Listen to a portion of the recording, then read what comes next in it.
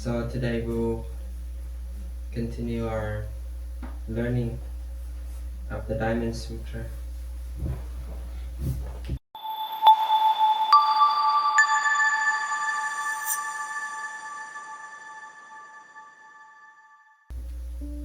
So today we will explore some concern of Venerable Subhuti when he listened to this sutra, listened to the profound meaning of the sutra, and he found that it's been wonderful for him that he is able to understand what the Buddha said.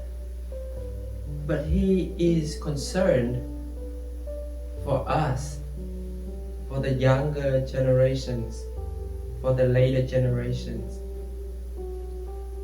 Could they listen and understand this profound teaching? Or even nowadays, many parents said, how could I bring my kids to the temple? How could I teach my children the Dharma, the teaching of the Buddha? Will they believe? And if I'm not speaking their language, how can I convey the meaning, the teaching for them? It is a real concern, right? In our audience, I see some young friends. Hello? And it's a good sign that there are still younger people who wanna learn, or maybe who are forced to be here today. But it's a good thing that they're here, right? So it's kind of a way that when we find something good, we want other people to experience that too. It is our kindness that we want that for other people too. The concern for later generation from Venerable Subhuti is answered when you look around. There are still people who listen. Maybe the number of people are not as many as we want, but there are still people who,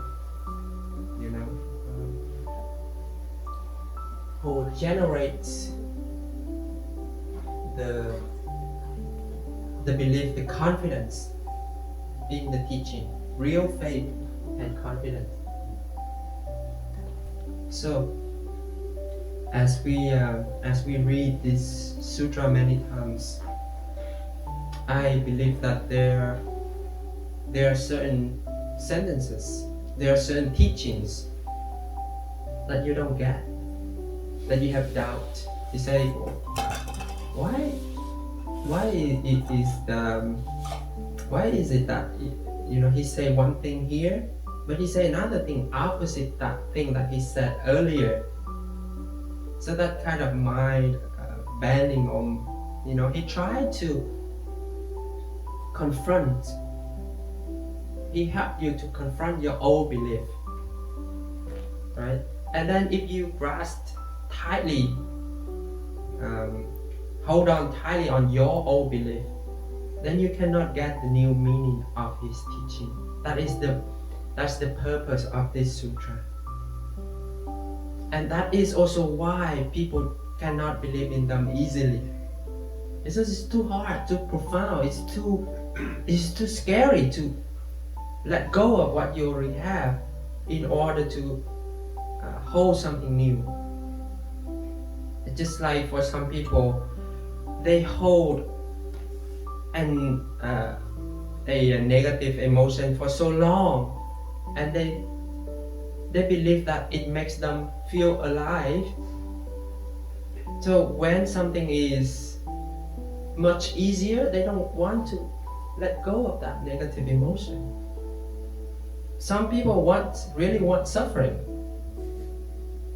You cannot help because that is the familiar emotion that they are carrying. And if you want them to get rid of that, they will lose almost their identity. So this sutra is a way to challenge us to get it out of that mindset. The Buddha say, "Hey, Tukshuputi, don't say like that. I know you're concerned.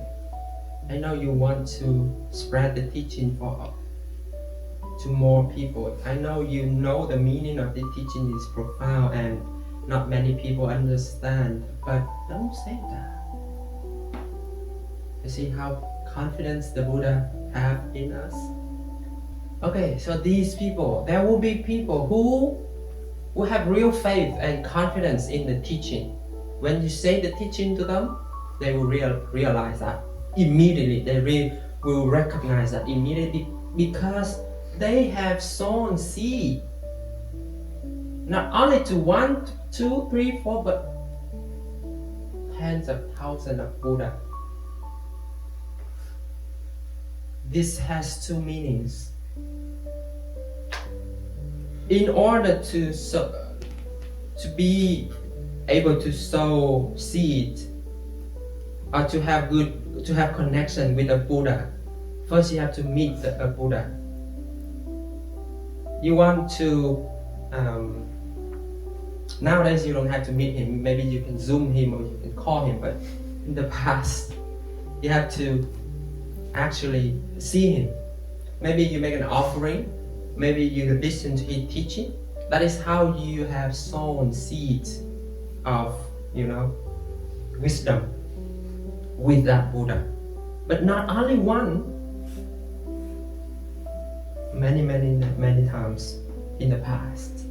So do you believe that you met many Buddhas in the past? It's hard to believe, right? I'm still here. If I met the Buddha, I would be somewhere else. I would be liberated already. Why I'm still here? So think about that question. Have I met a Buddha before? Why didn't I realize? Why didn't I remember? Okay, that is the first part of sowing seed to thousands of the Buddha.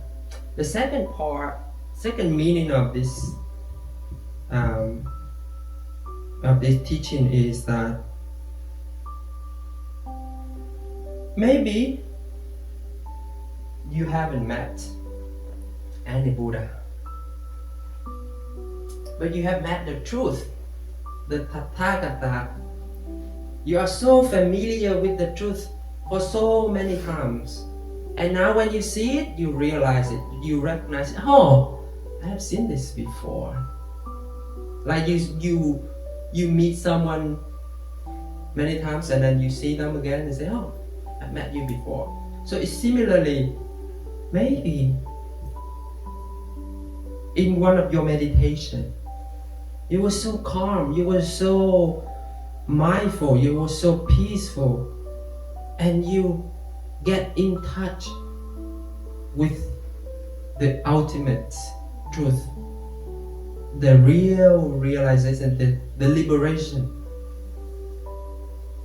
And that is why now when you read this, when you meet it again, you recognize it. Oh, I did it. I met it. I know this somewhere in my past. Okay? So that is the second one. So the last meaning of this meeting the Buddha is to see the Buddha in everybody. Because we know that each of us has the nature to be awakened.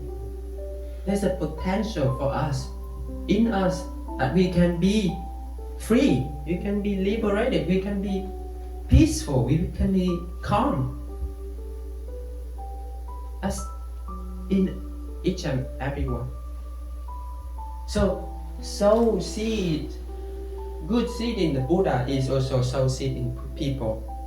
Sometimes people may, suck, but there is a Buddha in them. So how dare you be angry with that Buddha? If you think like that, then you wouldn't be upset when, something that they do to you. You would say, maybe that Buddha is testing me.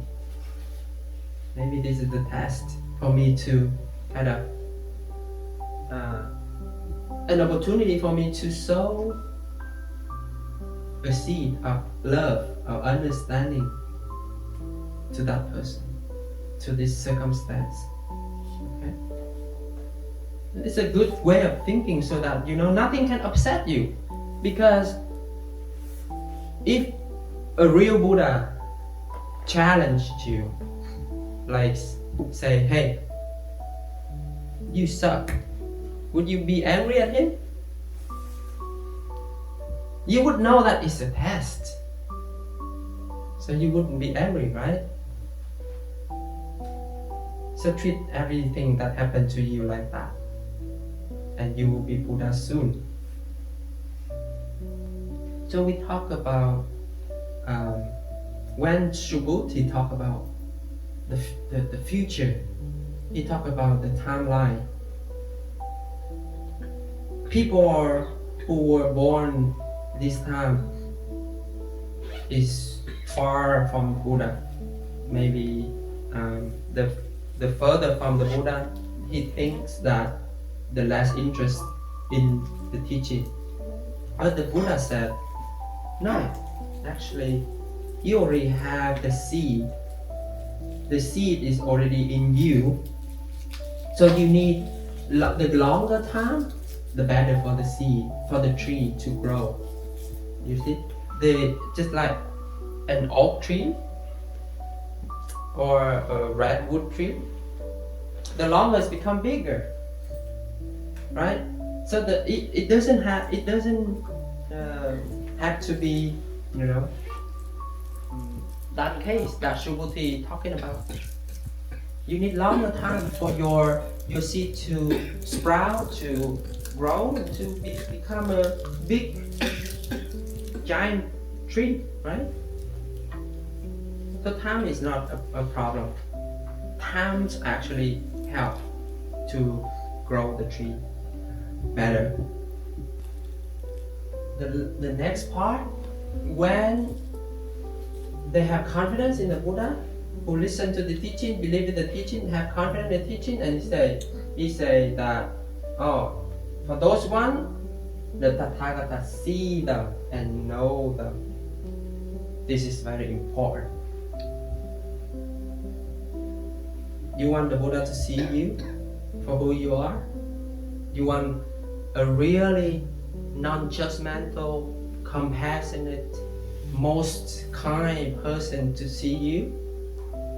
See all the suffering, all the pain, all the hurts in your life that you have nobody to share? You want that person to see you and know you and talk to you and give you guidance? Of course we want that person. I want that now.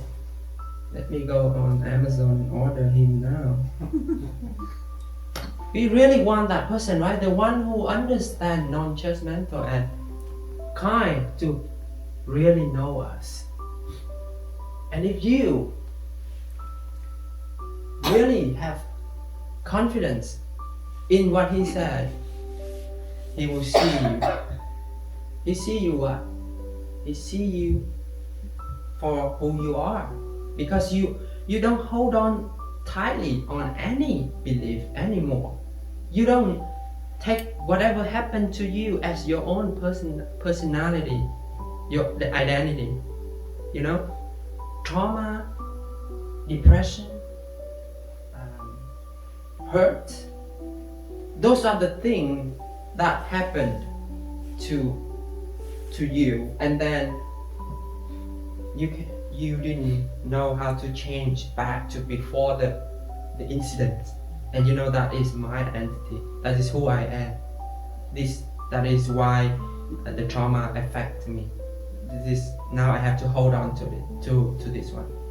So you have that identities. The Buddha cannot see you. Now you read this, you understand this, and you let go of all those things. You know, this is not who I am.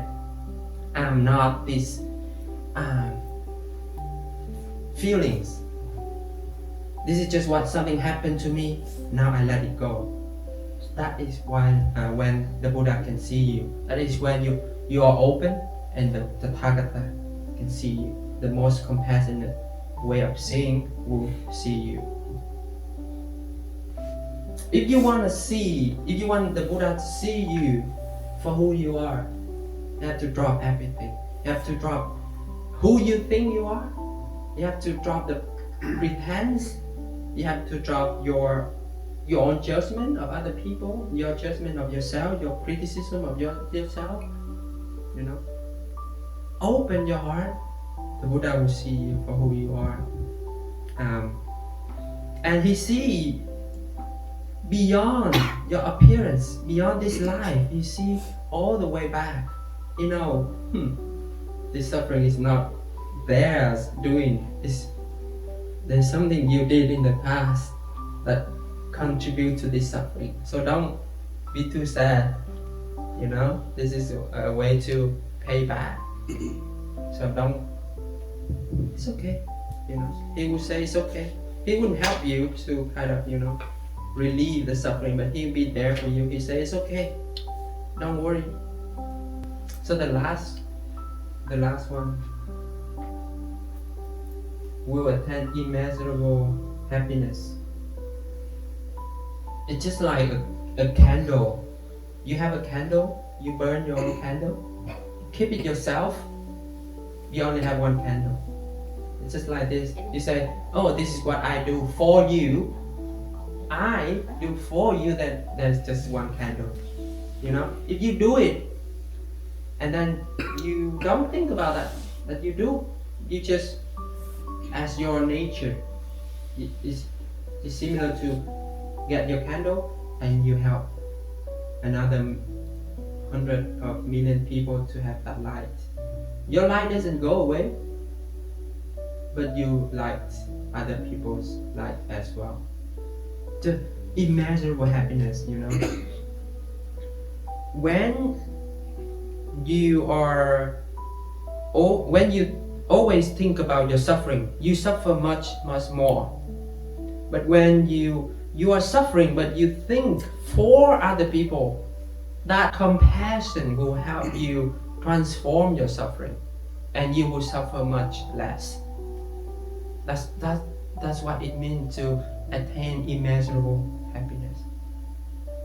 When you take the I, the me, the mind out of the equation, there will be no more suffering attached. Let's take away the I, happiness will be there. Someone come and ask the Buddha, I want happiness. The Buddha say, let go, let's remove the I because it's ego. Want, let's remove the want because that desire. Now what you have left is happiness. I want happiness. Remove the two, you have the last one. Okay? So finally, this passage, the question of Subhuti, you know, how can we know that in the future there are people who practice? We know that because we are the future people who are still practicing, and because we know that we have met and we are still meeting Buddhas around us to connect with them and to generate good karma with them, so that we will continue our practice, continue this understanding into the future. And with that, the more we practice, the more we let go of our ego. And then when ego is no more, the Buddha will see us, the Tathagata will see us and know us. And without the ego, happiness will be right away. Because the problem is that we try to solidify this ego, this identity. You know, there's a Tyler, there's a name, there's a car, there's a phone that belong to me, you know. So it's challenging to transform this ego, but this is reading this sutra is a way to help us to do that, because it's challenge everything we believe about ourselves and about our understanding.